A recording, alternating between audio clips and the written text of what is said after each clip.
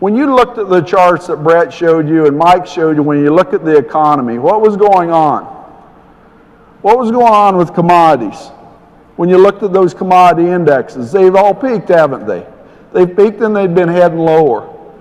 The money has been leaving these markets. If you looked at open interest in our futures markets today, we've got 120,000 fewer open interest in our cattle markets today than we had a year ago.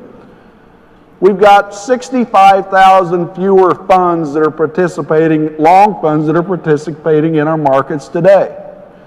You need those. You need those to be able to lay risk off, don't you? Well, they're sitting out here, they're looking at all these things that are going on.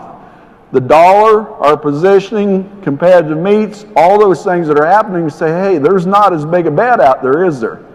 There's not as big a bet out there as there was 2 years ago when we saw that big increase. So it makes sense, and I think it's important that you connect the dot, and I don't think we're going to be bringing all that money back in here anytime soon.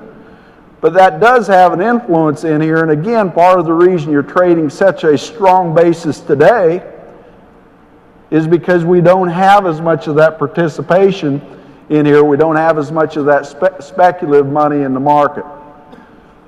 And I think if you go one step further, what's that mean from a hedge level in our industry today? We've just come off record high prices, and my guess is we don't have a real good hedge position in total in our industry. We've probably got more exposure than we've had for quite some time from what I can see out here. So that's a little bit of a scary proposition.